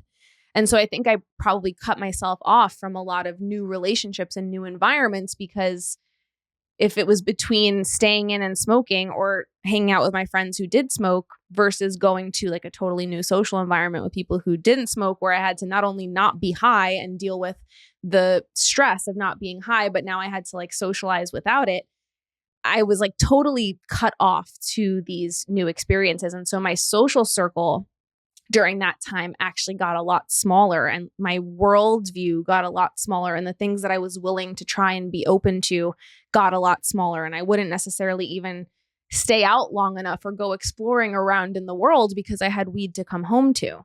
So I didn't even necessarily maybe create the space in my life for new connections and new experiences, because with any addiction, I think Rich Roll said this on his podcast, it's this narrowing of what brings you pleasure until that thing is the only thing that brings you pleasure. And you can't derive pleasure from, normal things in the outside world or these social connections or trying something new, because it's not the thing that you like. And when I spoke to my doctor about this, actually, she had brought up a really good point that using any kind of a psychoactive substance, whether it's alcohol, right? I don't know if that's considered psychoactive, but it's definitely modulating your neurotransmitters and your internal experience. But whether it's mushrooms or alcohol or cannabis or cocaine or any kind of recreational drug, you are experiencing this neurotransmitter release, right? Maybe serotonin, dopamine, all the things at a much higher rate and concentration artificially, because these neurotransmitters are being stimulated by the substance. That's how it makes you happier or makes you laugh more or whatever it is. It's modulating your neurotransmitters. And so normally when you have a genuine connection with someone, when you have a true shared experience with someone, when you guys go through a hard time together, and you come out of it and you create, social support for each other throughout it, and you solve a problem together and you really bond with somebody, that's when those neurotransmitters would usually be released. You usually have to work for it and create a true relationship or connection with someone.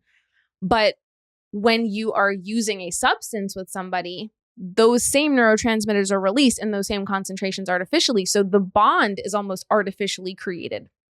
And you build these friendships, or you feel this sense of camaraderie or intimacy with people that you don't actually necessarily have shared experiences with, or you don't necessarily have shared values or interests or any kind of common ground with, except for using that substance. And so it is this outside crutch to connect in a way, because it makes connecting a lot easier.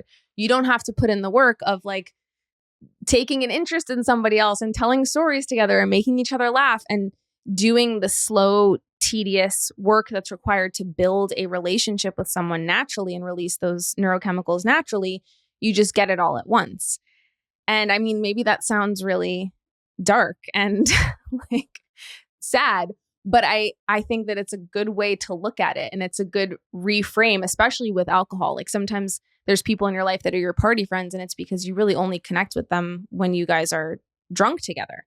And so there's that thing in your 20s, 30s, 40s, whenever, that all of us have to go through, where we really have to look at our friendships and our connections and audit whether these are real, genuine connections and these are people that we want to continue with, or whether we just, kind of had this shared bond or the shared vice or whatever, and we're ready to graduate. And so again, that's where this distance that cannabis creates, it just allows you to put up with, old friends, old connections, old things that are no longer meant for you, because you are a bit more complacent and you don't necessarily have to make those changes that life is asking you to make to derive that happiness naturally by shifting all the pieces in your life that are hard work and annoying and sad to shift. Ending friendships is a sad, hard thing. Like all of these things take a lot of work and are difficult to do and are disruptive to our lives. So it is a lot easier to just get high. I get it. I totally get it. And that's where I was until I made my decision.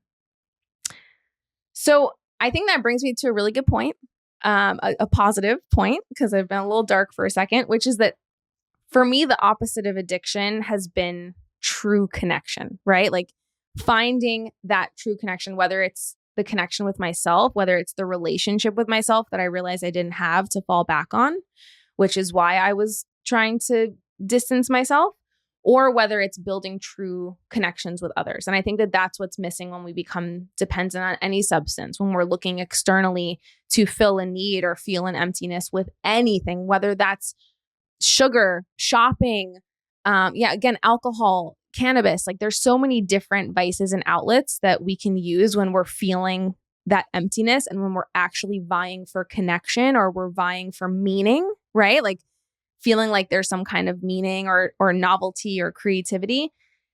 And we have to figure out what we're going to fill that with that's not this unhealthy coping mechanism.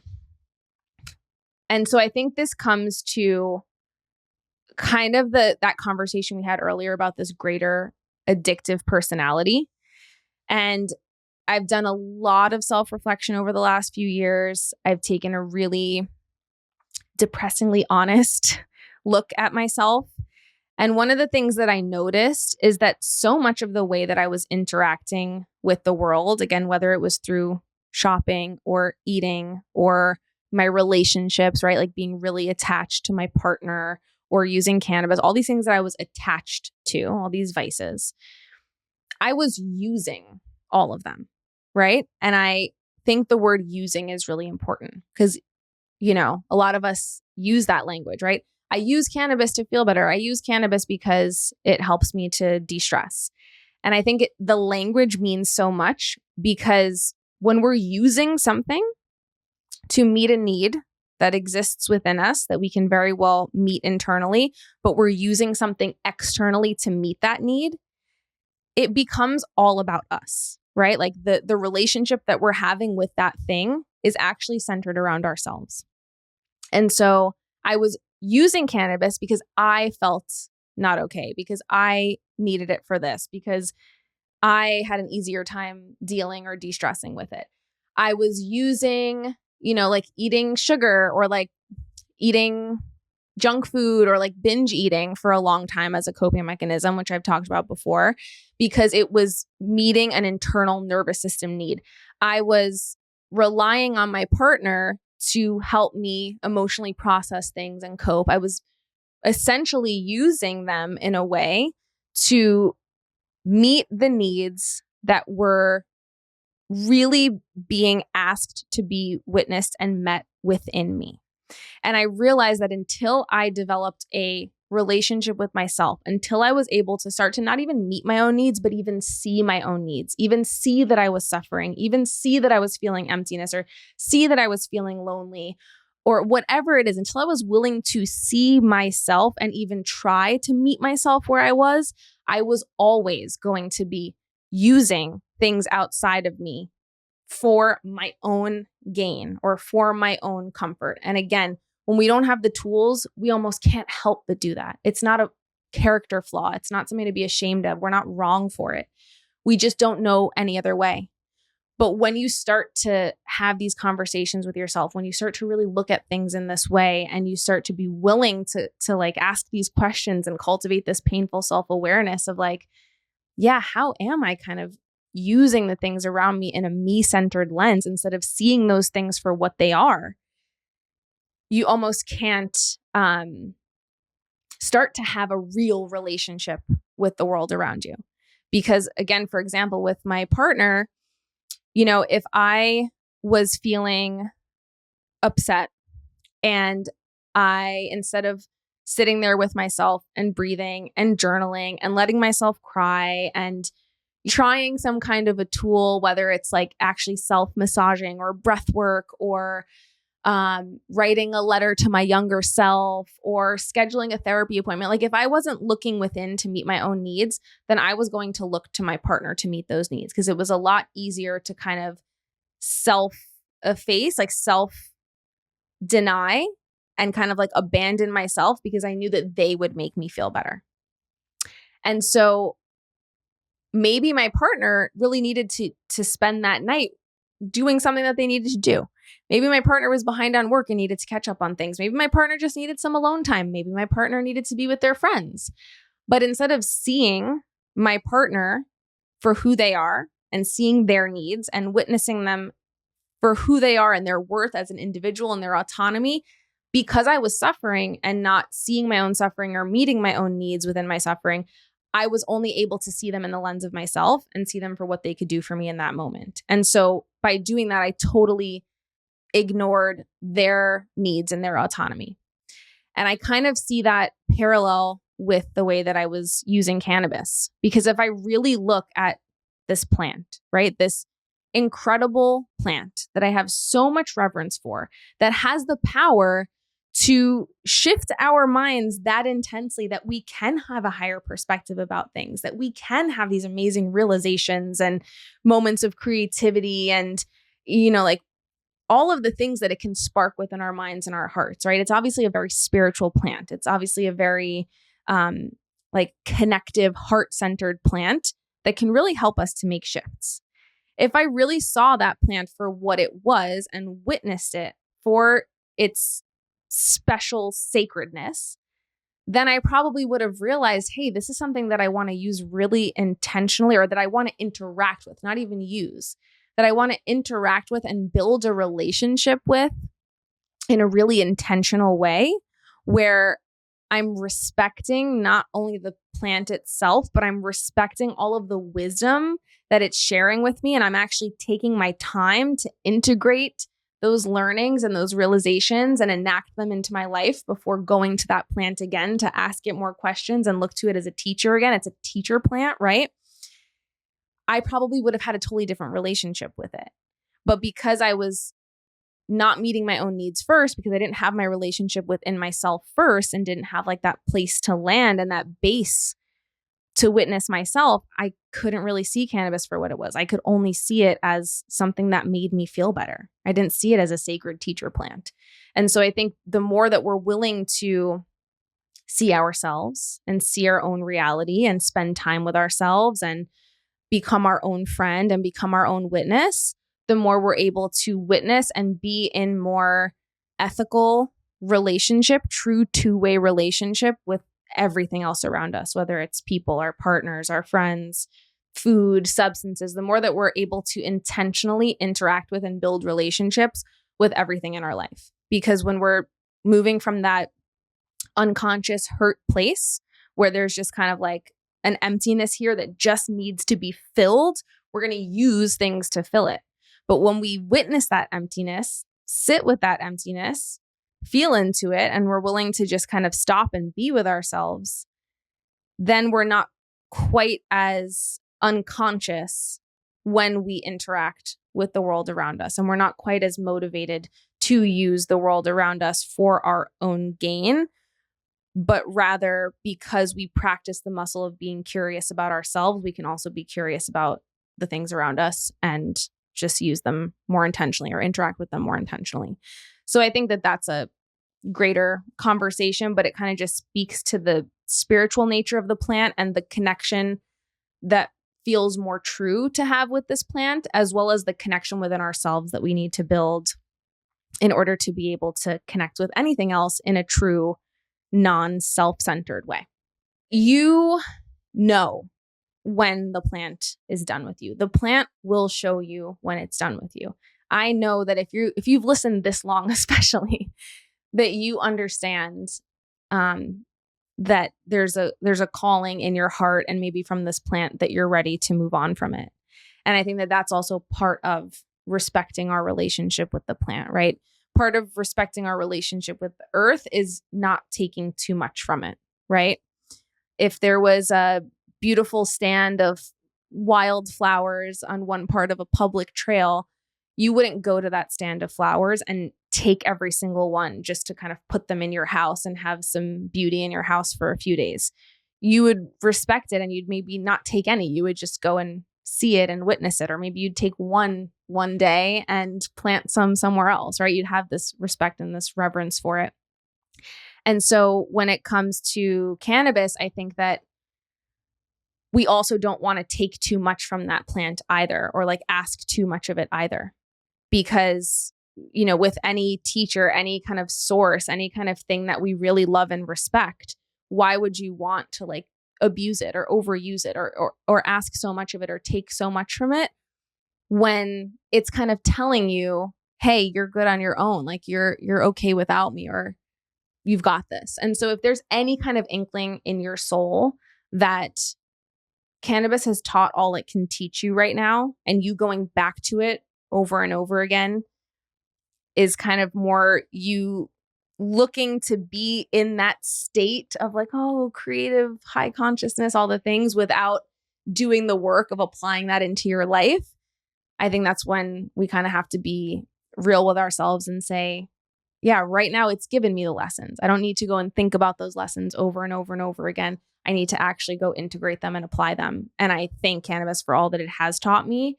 And I'm ready to honor it by putting those teachings into action. So when you're stopping cannabis, if you're ready, if you're listening to this and you're like, I totally resonate and I'm having these realizations and I really want to be honest with myself and I want to feel all these feelings that are inside of me and develop a greater relationship with myself and my life, just remember it's not going to be fun in the beginning when you quit. And again, I'm sure you guys have tried before like me and you understand what withdrawal looks like. And so it's even more important at the beginning when that withdrawal is happening to be so steadfast in your reasons for wanting to stop. Be so committed to that relationship with yourself that you're ready to build. Be so committed to fully meeting the fullness of your life with clarity of mind and heart that you have no other choice but to stick to this. Know that because of the dopamine dysregulation, because cannabis is a substance that helps us to, squirt out more dopamine when we use it, we are naturally going to be in a dopamine deficit state for at least 30 days while the seesaw scales of our dopamine receptors are adjusting. Because anytime you artificially increase pleasure through your dopamine receptors, your body actually has to go below baseline in an equal amount to bring you back to your homeostasis level. So you're actually going to feel some very bored brain pain for at least a month, I'd say, when you're quitting. So be sure to fill your time with a bunch of other things that are going to give you more sustainable neurotransmitters like serotonin and oxytocin, whether it's spending more time walking your dog or creating art or music or writing. Just find the things that are going to sustain your neurotransmitters in a different way and be aware that it's normal to be in a state of like anhedonia, like a state of just lack of pleasure for a good month. You're going to feel a little bit bored. You also are probably going to have a lot of headaches and be really thirsty and not have an appetite and have a terrible time sleeping. So lots of passion flower and L-theanine and sleep juice and peach juice and all the things. When you stop cannabis emotionally, I think that's the harder part than physically. The physically, it's like, it's no sweat. You can totally do this. Emotionally, you want to be prepared for what's going to happen. So number one, the hard part is that you have to really see your life now. You have to see where you're dissatisfied, right? All the things that you kind of put over there and you could deal with because you were so chill and mellow. You now have to see the disconnection, the dissatisfaction. You have to see where you're not connecting in your relationships, right? What relationships might not be aligned. A lot of times I put up with certain things in friendships or relationships because I was like, I could put up with this because at least I can smoke after. But now you don't have that. Now you have to face the reality of the people or habits that aren't the best for you because you're not as complacent. And I think you have to remember that if you've been smoking for a really long time, at some point you're doing it to just maintain the habit because it hurts not to do it, not because you're getting more pleasure from it. Just remember that it doesn't actually feel the way that it felt in the beginning. No matter if you take the world's longest tea break, you're never going to get back that euphoria of the first time, the first month or whatever that you use cannabis. At some point you get sensitized to it and it's not the same. So there's kind of like this emotional reckoning of the reasons in which I tell myself I'm doing it are not actually the true reasons as to why I'm doing it. I'm really just doing it so that I can avoid withdrawals, not so that I can necessarily feel better. Now I just need it to maintain a baseline. So you have to be so committed to your new baseline. I think the gifts of this substance that make it really hard to let go are the fact that it gifts us ritual.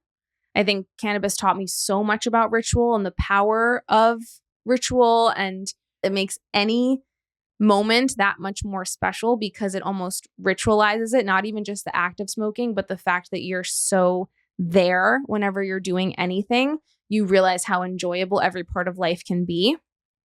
And I just want you to know that you don't need this plant to do that. You don't need this plant to go so slow when you're washing the dishes and have so much reverence for it and be so present in each moment of the task that you get to enjoy the task simply because you're fully in it and your mind is not somewhere else. I think so many of the reasons that we don't enjoy the different things in our lives is because we're always trying to get to the next thing and we're always trying to rush through it and speed through life, and we're stressed about something else and our mind is simply not there. And so much of the gifts of cannabis is that it teaches you how beautiful your life can be when you're just fully there, when you're just fully in it. So take that gift from this teacher plant and practice applying it. One of the big things that you guys said in my question box about why it's so hard for you to let go of cannabis is because so many of you said, I'm just not creative without it. I don't get the same downloads. I don't have the same access to my creativity. And I just want you to know that that is so not true. I don't believe for a second that you need a plant, that you need a high, that you need an altered state to access a state, a gift that already exists within you, a gift that you were born with, right? It may take a little bit more work to get into that state, which is what we're going to talk about now, because I just want to go through the Chinese medicine perspective of it. But it might take a little bit more work to get into that state. It might, take a little bit more commitment to sit there and get into a creative practice. Whereas when you have cannabis in your system, you just naturally feel creatively inclined or your barriers to entry are a little bit lower. But it doesn't mean that it's giving you that state. That state is who you are. A creative person is who you are. You do not need any substance to be the person that you were born to be. So if it can't give it to you, it can't take it away from you. It's already in you. And I don't want you guys to think that you can't create without this plant because it's you that's creating. It's not the plant. I just want you to remember these things if you are trying to stop, because this is the list of things that I remembered every time I wanted to smoke and start this habit back up again. Number one, I just reminded myself how terrible it felt that it was always on the forefront of my mind. It feels so bad when this habit is taking up so much of your mental space. When you're in a room with wonderful people or doing whatever you're doing, you're on a walk and all you can think of is getting home so that you can use that substance. It was not a good feeling that it was just always right here with like a little loading symbol where my brain couldn't fully be somewhere else because I was thinking about my vice. And so I wanted to be free from kind of the mental jail, the mental space of having to constantly think about, when am I going to smoke? Who can I smoke with? Can I smoke if I go to this place? Are any of my friends who smoke going to be there? Can we take a break outside? Will I have access to the outdoors? Like, it is a puzzle. It is like a mental gymnastics course that you need to do sometimes to maintain your habit when you're trying to live your life. Remember that it does narrow your opportunities. It does narrow your mental space, your worldview, your circle. And just keep asking yourself these two questions. This is all I would repeat to myself and I would journal about and I would just write over and over again. Who am I when everything else is stripped away? And who am I when I let pain change me? And I knew that if I never fully raw dogged my life and felt the pain of my life, I was never going to actually be changed by that pain. And I was going to stay stagnant where I was, at least on an emotional maturity level. And I also just had that unwavering, deep commitment to like really meeting who I was. I just wanted to know myself. I got really tired of running away from myself and constantly feeling like I needed to hide. And I just wanted to see me, meet me, and see if I could just accept me. And the only way I was going to do that is if I didn't have external things in my system that were helping me avoid myself. All right. And the last little ride that we're going to go on together is we're going to do the Chinese medicine breakdown. Because again, a lot of you are like, but it's an herb. Herbs are good. I'm with you. It's Organic Olivia is here in action. However, every herb has a certain way in which you need to use it, has a certain strength, has a certain positive, negative side effect, this, that. Cannabis is not one of these nutritive herbs that you can use each day and add to your food and add to your diet, and it's going to actually give you minerals or nutrition or vitamins or something like that. It's not one of these gentle, nutritive supporting herbs. It's an herb that actually takes a good amount of your reserves, let's say. It takes a good amount of your energy reserves in order to push out all those brain chemicals that put you into this altered state. And so there is a cost to it, kind of similar to coffee. So first off, I just want to explain that in general, the Chinese medicine perspective on any substance, whether it's, again, like caffeine or especially something that's more of a psychoactive substance, like a psychoactive drug, again, something like alcohol or cannabis or cocaine, any substance that changes the normal flow of human energy and is like asking more energy of us or asking us to shift into a different state or, again, increase certain neurotransmitters is going to come with kind of a price. And in Chinese medicine, there's this concept of our jing. And so our jing is this bank account of vital energy. It's like our vital essence that we inherit from our parents at birth.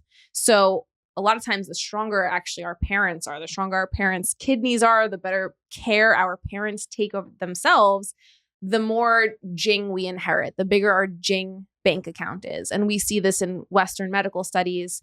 Right now, we're looking at, for example, even dads who drink alcohol, it affects the quality of their sperm and then can affect their offspring's metabolic health or their offspring's risk of PCOS and things of this nature. It can affect your mitochondrial health.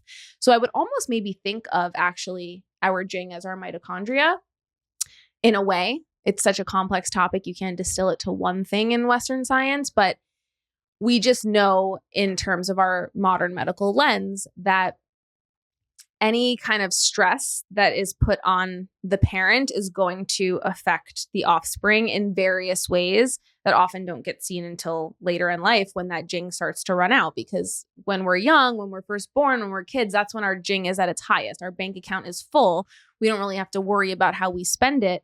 So we don't see as much of the deleterious effects of our parents' habits or stress, right? But absolutely the way that we take care of ourselves affects our kids.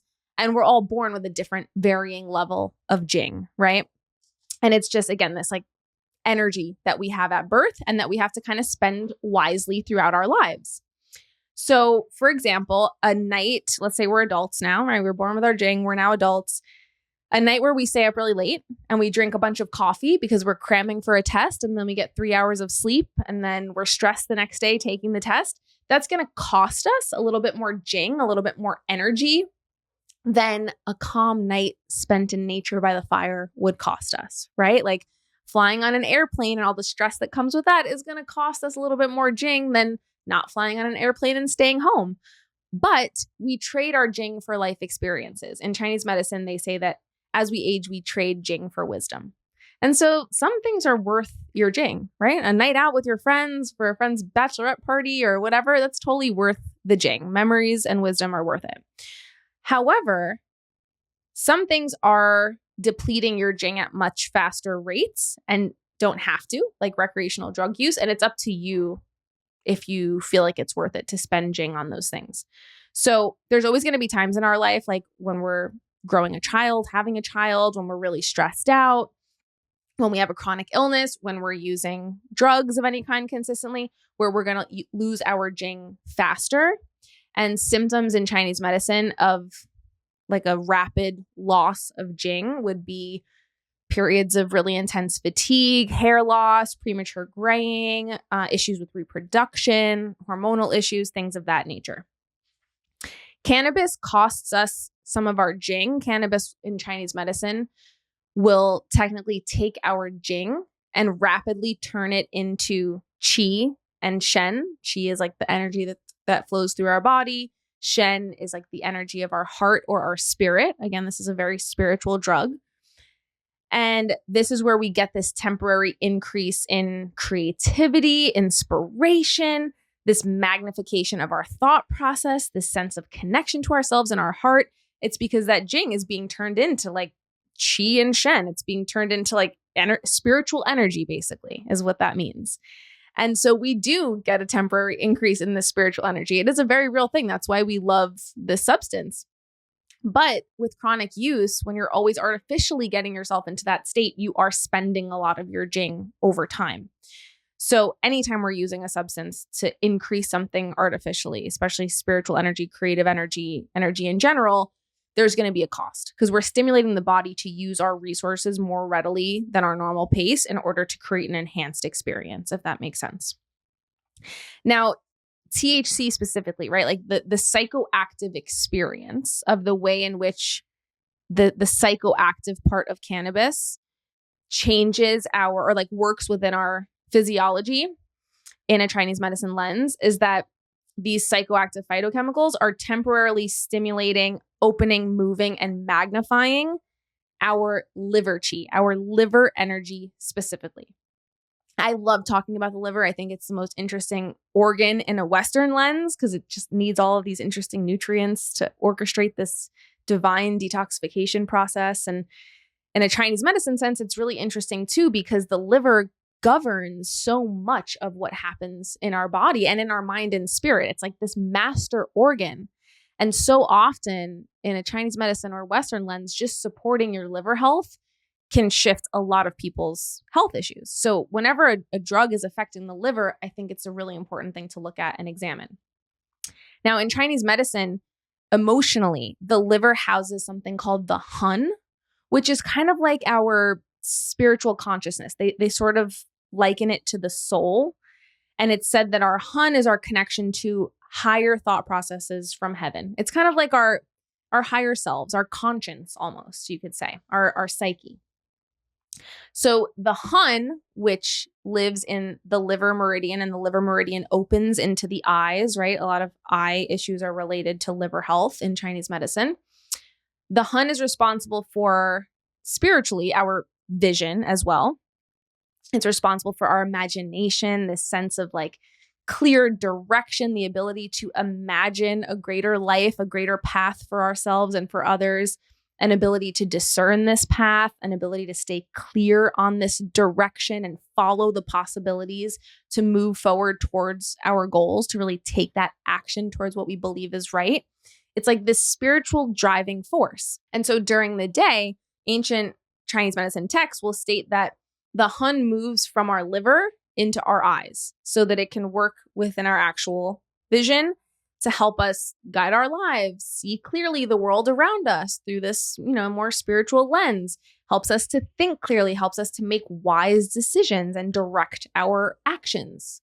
And this is why, like I mentioned, supporting the liver through whether it's liver supporting herbs, nutritional aspects, like all the different vitamins and minerals and phytochemicals that encourage liver function, to lifestyle practices and modifications, or even exercise, can have very far-reaching effects on not just our physical health, but the quality of our thoughts, our emotional balance and control, our ability to plan out our lives and implement our ideas.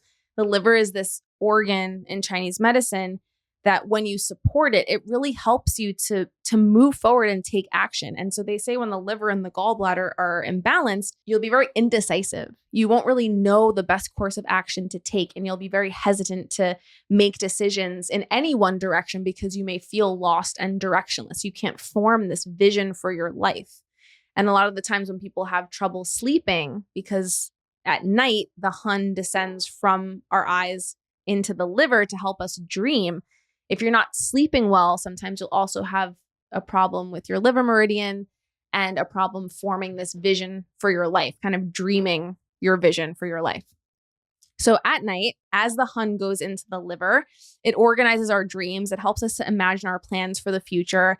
A lot of great inventors, for example, if you read about how inventions came about, a lot of great inventors actually had these ideas come to them in their dreams.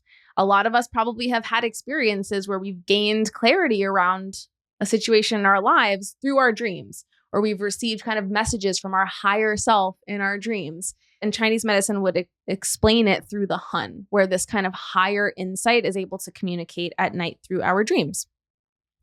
So because of this temporarily magnifying nature of cannabis, and because this cannabis high is happening through this increased flow of liver qi and liver yang and this kind of connection to the hun, you are going to have this short-term increase in creativity and your vision while you're high. It's going to be this amazing experience, as we know.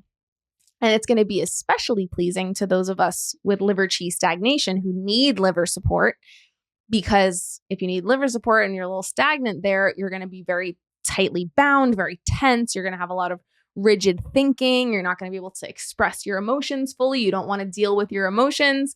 So, this high really helps to kind of balance things out and make you feel a little bit more free and easy about things. Because of this expansion of the liver energy and this connection with the hun, we're going to have some of these brilliant ideas come through when we're high. We're going to be able to all of a sudden be overcome with this sense of fierce compassion that comes from the part of the hun that is our conscience, right? We're going to take that higher perspective on our relationships. We're going to think about, again, that fight that we had with someone earlier and say, I totally understand why they did that. I feel so differently about it now. I'm actually not angry.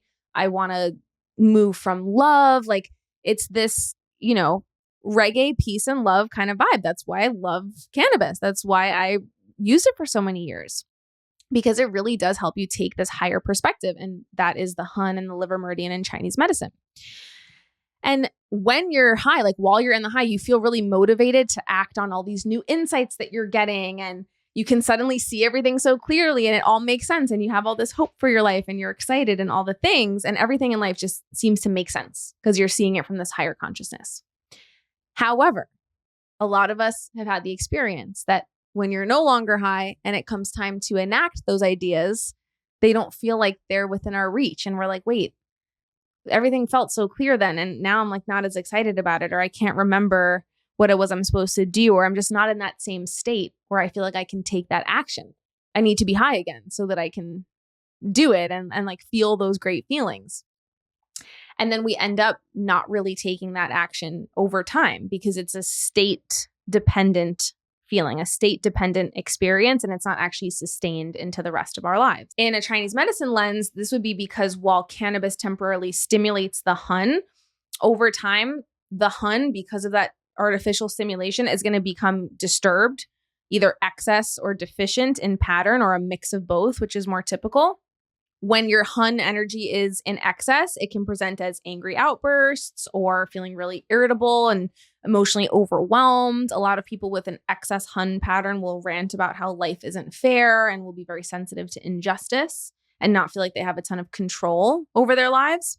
And then those with a deficient pattern of the hun are going to present as this lack of color to life, this shyness or this inability to take a stand and take action, or this lack of motivation, which is kind of like the typical stoner archetype. And again, I'm not saying that this happens to everyone. Like I mentioned, I ran a very successful business all of the years that I was high. However, I certainly also felt the other side of the coin and felt that lack of motivation in other ways, and that uncertainty and indecision build over time, and that lack of color to life was the perfect way to describe how I felt when I got to that point where I realized I couldn't feel my joy or my sadness. Likewise, because cannabis is stimulating your liver qi and specifically your liver yang, and that's how, again, it's working. That's how it's creating these bursts of insights, this activity in the mind, because yang energy in the body is very active and very expansive. It's going to stimulate that liver yang every time you smoke, but it's, again, stimulating it artificially. It's taking it out of the reserves. And so it's actually going to deplete your liver yang in the long run. So your body is actually meant to have its own internal stores of yang, and people who have really healthy yang constitutions and healthy liver yang are going to be able to like go out into the world, be very action oriented, forward thinking, decisive, strong individuals. And over time, that constitution can change to this more depleted, colder yin state. And even the strongest thinkers and action takers in this world are going to find from that yang depletion that they're going to feel a little bit more passive over time, lose some of that motivation. There's going to be less will to act on the insights that you're gaining, even when you're high and having these great realizations. And that's where it can also lead to, over time, when you smoke, all of a sudden you just feel paranoid and timid and you don't want to be around people. It's because you're entering a much more yin state. It's just not doing for you what it once did because of that long-term depletion, because the plant is telling you when it's done with you. It's not meant to be used in this way. It's great if you have these insights twice a year and then like really put them into action in your life. But if you're just using this plant to constantly stay in the space of insights and not in the space of action, or you're constantly relying on this plant to get into that state artificially and using so much of your resources to do it, it's just not something that you actually need to do. You can access that state without the plant. And that's what I really want to go back to and leave you with, is that a lot of us who are drawn to using cannabis are doing so because we're very spiritually inclined people. We like to be aligned with that higher version of ourselves. We want to take action from that state. We want those insights. We want to make a difference in the world. We want to feel connected to our sense of creativity and that higher part of ourselves that we all have within us, but that cannabis does make a lot more easy to access in the beginning. And there are ways to build your spiritual resilience and your spiritual consciousness. There are ways to expand your consciousness that are so much more sustainable and will continue in your daily life, where you don't need cannabis to get there. Those ways just take a lot longer, right? Like, these are the ways of meditation and reflection and journaling and spending time in nature and unplugging from our phones and unplugging from substances. Actually, that's a great way to nourish your hun and to nourish your spiritual consciousness in Chinese medicine. Painting, drawing, writing, dreaming about the future, like creating art in so many different ways is a great way to nourish your spiritual consciousness. And there are so many ways in to that part of yourself that I know you love, that I know cannabis helps you to access, that don't require you being dependent on this plant. And again, that is just always what I want to say, is that there is no possible way, I believe, that you need this plant to be the incredible, spiritual, talented, creative human that you are. This plant was a mirror for you. It was a teacher for you. It showed you that state exists within you. It showed you your capacity and what's possible. But now it's asking you to go out into the world and do the work on your own that's going to allow you to be able to access that person at all times and be able to embody that person in your daily life and move from a really whole state where that person is integrated. So today, my cannabis use looks like a few times a year. And like I said, the first year, I just didn't use it whatsoever because I am an addict. I really understand that when I'm first needing to take space from something and change my relationship to something, I just need to abstain from it entirely. And I have a no 2 days in a row rule, where anything that I've utilized in the past in an unhealthy and excessive way, if I use it for 2 days straight, I'm using it for the next 6 years. So I just didn't even want to go there for the first year. And so that's what I did. And now, over the last year or so, I've been able to use it, never 2 days in a row, but utilize cannabis in a way where it's really intentional.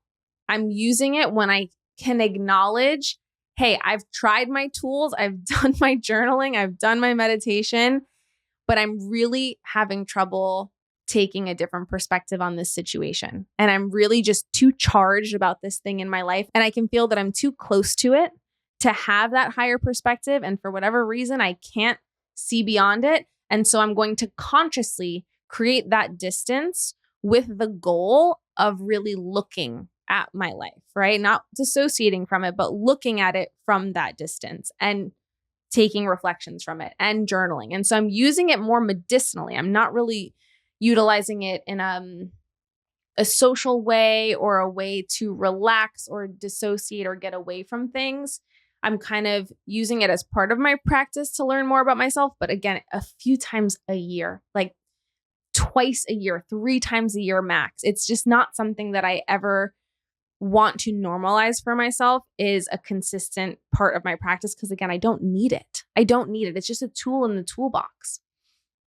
I also will utilize it. And I actually did this very recently. And Nick and I had a whole conversation about it because he saw that it helped and it worked.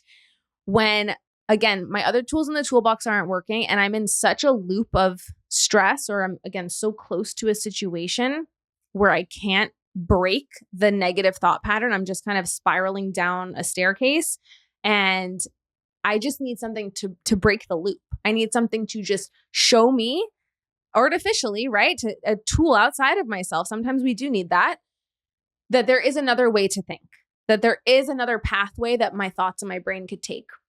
And so it'll kind of snap me into this different perspective, or even just show me that perspective is possible. Because sometimes I get so in my own head and I get so dysregulated that I can't even think that there's another way to think. And so I did this recently, and it just helped me think about a situation from such a different lens. And I really held onto and focused on embodying how I felt about that situation when I had the perspective shift when I utilized cannabis. And I held on to that and I integrated it into my life, and I changed the situation of my life, and I changed my behavior around that situation afterwards, thanks to the perspective shift. And thus I didn't need to use it multiple days in a row or multiple years in a row like I once did. So I was really intentional about it. And I also dose it differently now. So I used to smoke it, which I have no idea how many milligrams I was ingesting on a daily basis. And so now if I do choose to intentionally work with cannabis as a plant teacher, I'm essentially microdosing it.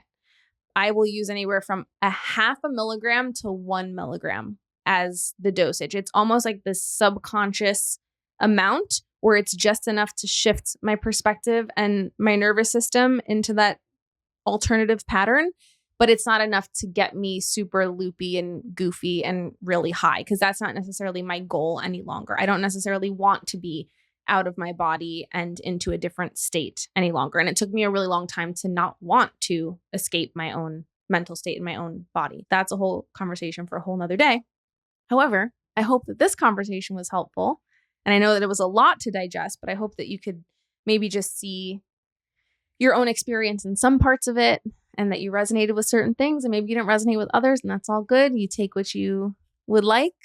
But I just like to offer these reflections, and I've had years now to think about this and dissect it all.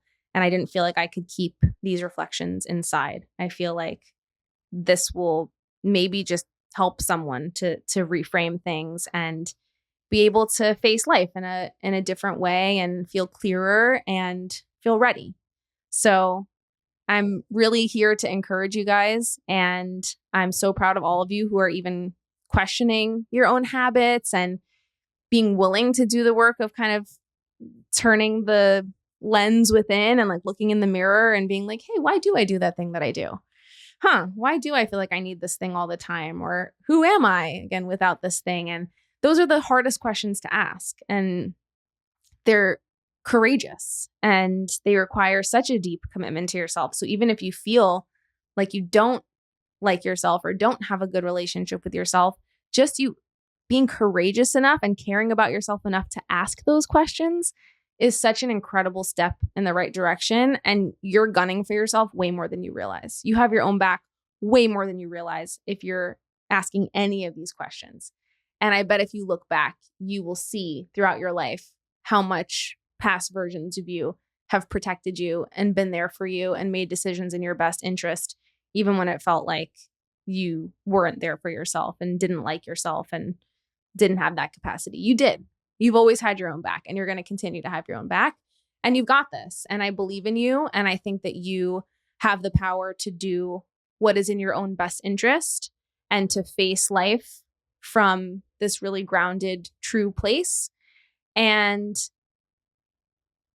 yeah, just remember that power, that creative person that you love, that wisdom, that like wiser, higher state, that part of you that's your true self, that person is there no matter what. And there's so many other ways in that don't involve the way that you've known.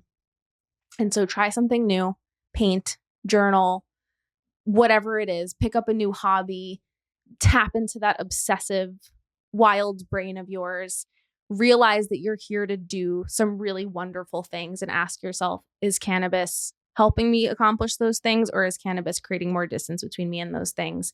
And take your life and your gifts and the work that you were put here to do seriously. And I can't wait to see what you accomplish. And I thank you for being here with me and going on this journey.